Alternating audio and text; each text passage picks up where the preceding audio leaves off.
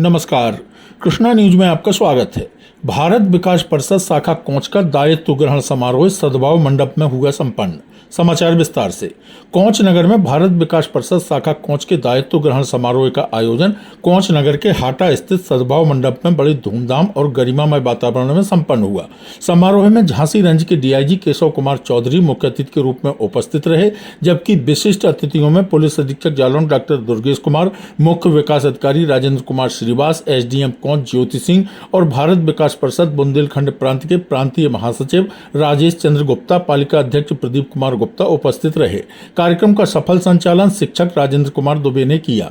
दायित्व ग्रहण समारोह की शुरुआत मां सरस्वती की वंदना पूजन एवं सभी अतिथियों द्वारा दीप प्रज्वलन के साथ हुई। इसके बाद वंदे मातरम गीत हुआ। तत्पश्चात नवनिर्वाचित कार्यकारिणी के पदाधिकारियों को शपथ ग्रहण कराई गई। डीआईजी केशव कुमार चौधरी ने कोंच शाखा के नवनिर्वाचित अध्यक्ष एडवोकेट राजेंद्र कुमार निगम, सचिव अमरेंद्र दुबे, कोषाध्यक्ष प्रदीप निरंजन और महिला संयोजक अंशु सोनी को पद व गोपनीयता की शपथ दिलाई। इस अवसर पर डीआईजी ने भारत विकास परिषद के कार्यों की सराहना करते हुए कहा कि यह संस्था समाज सेवा, सांस्कृतिक जागरण और राष्ट्रभक्ति के क्षेत्र में सराहनीय कार्य कर रही है। उन्होंने विश्वास जताया कि नई कार्यकारिणी अपनी जिम्मेदारियों का कुशलतापूर्वक निर्वहन कर संस्था के उद्देश्यों को और आगे बढ़ाएगी। वहीं पुलिस अधीक्षक जालौन डॉक्टर दुर्गेश कुमार ने कहा कि भारत विकास परिषद जैसी संस्थाओं का समाज में सकारात्मक भूमिका निभाना अत्यंत आवश्यक है। मुख्य विकास अधिकारी राजेंद्र कुमार श्रीवास ने संस्था के सामाजिक कार्यों को प्रेरणादायक बताते हुए नई टीम को शुभकामनाएं दी। नगर पालिका अध्यक्ष प्रदीप कुमार गुप्ता और लोकतंत्र सेनानी कल्याण समिति के जिला अध्यक्ष चौधरी ब्रजेंद्र मयंक ने भी अपने विचार व्यक्त किए और संस्था को हर संभव सहयोग का भरोसा दिया। समारोह में बड़ी संख्या में गणमान्य नागरिक, परिषद के सदस्य और अन्य सामाजिक कार्यकर्ता मौजूद रहे।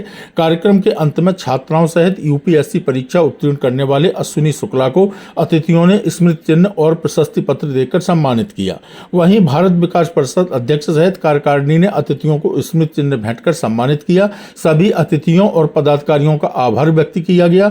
इस अवसर पर डॉक्टर हरिमोहन गुप्ता, प्रमोद कस्तवार, अखिल वैद, बिकार अहमद, संतोष सरल, विनोद अग्नोत्री, एडवोकेट रामशरण कुशवाहा, विजय रावत, मीना दीदी, सुरेश गुप्ता, एनडी जोशी, कड़ोरे बाबूजी, पंकज तिवारी, डॉक्टर आलोक निरंजन, लखनलाल, भारत विकास परिषद प्रांतीय उपाध्यक्ष इंजीनियर सुनील, संयोजक बुंदेलखंड बाबू शंभुदयाल, सीओ कोंच डॉक्टर देवेंद्र कुमार पचौरी, प्रभारी निरीक्षक कोंच विजय कुमार पांडे, गजराज सिंह सेंगर, श्रीकांत गुप्ता, डॉक्टर दिनेश उदैनिया, मंजू नगाइच, रश्मि द्विवेदी, सरला मिश्रा, विवेक तिवारी सहित भारी संख्या में लोग मौजूद रहे। बस यही मैं कहूँगा, भारत विकास परिषद जिस महत्वपूर्ण उद्देश्य को लेकर चल रहा है,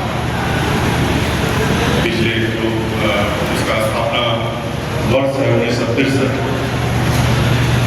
उससे पहले भी किसी अन्य नाम से जाना जाता था। तो उन उद्देश्यों को लगातार आप लोग अपने कार्य में, अपने व्यवहार में लेके चल रहे हैं और उस उद्देश्यों की प्राप्ति के लिए आपका प्रयत्न लगातार चल रहा है। तो मेरी यही शुभकामना है कि वह प्रयत्न और आगे बढ़े और अपने उद्देश्यों में सफल हो।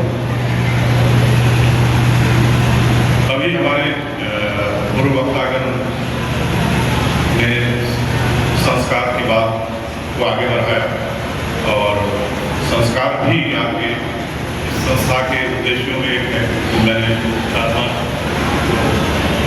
उद्देश्य के रूप में लिखा हुआ है कि संपर्क, सहयोग, संस्कार, सेवा, समर्पण, ये सभी संस्कृति के ही अंग हैं।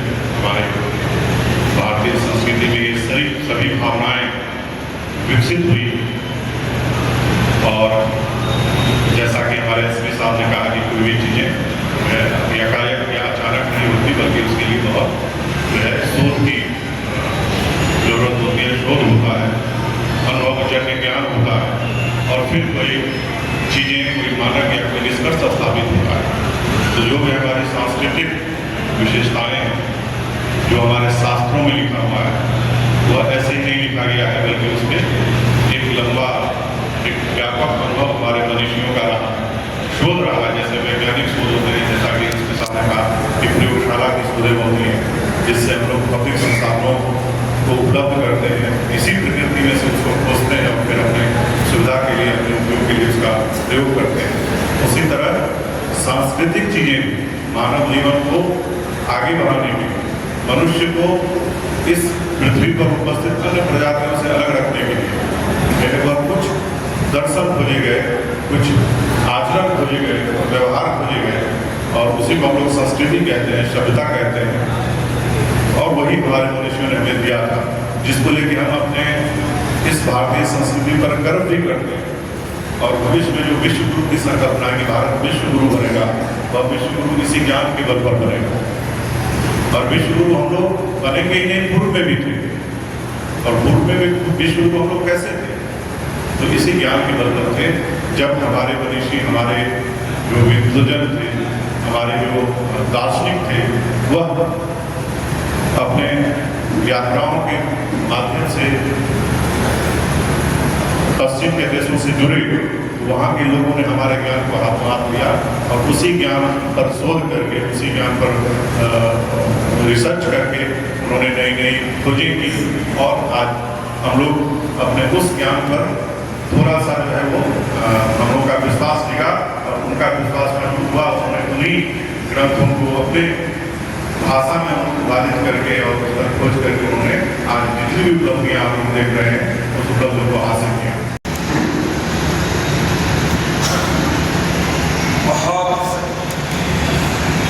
योगदान है जब नस्ली भेद के कारण एक तीर्थंकर की, एक अवतारी पुरुष के आत्मज्ञान से जो पुस्तक की बातें ज्ञान निकली थी, जिसको दूसरे मुक्त आत्मा ने, जो आपकी धरती पर ही पैदा थे, उसको लिपिबद्ध किया महर्षि व्यास ने। और मुझे ये कहने में कोई संकोच नहीं है कि यह ग्रंथ इस धरती का सबसे मूल्यवान ग्रंथ है और सबसे मार्गदर्शक ग्रंथ है। मैं कहीं किसी भेदभाव में नहीं पड़ रहा। जितने भी आत्मज्ञानियों द्वारा ग्रंथ लिखे गए, चाहे वो गुरु ग्रंथ साहिब हो, चाहे कुरान हो, अवेस्ता हो, बाइबल हो, सभी सत्य ये बाद में लिखे गए। बीच में हमारी गीता लिखी गई। लिखी क्या गई? वो आत्मज्ञान से उतरी, जो सामान्य बोलचाल की भाषा में आप कहते हैं कि कोई सामान्य इंसान इसको नहीं लिख सकता है। बिल्कुल सत्य है। इसलिए तो अर्जित ज्ञान से ऐसी पुस्तकें कभी रचित नहीं होती हैं, सिर्फ वो रचित होती हैं आत्मज्ञान से। कृष्णा न्यूज के लिए कोंच से पुरुषोत्तम दास रिछारिया के साथ रविकांत द्विवेदी, आर के रिपोर्टर।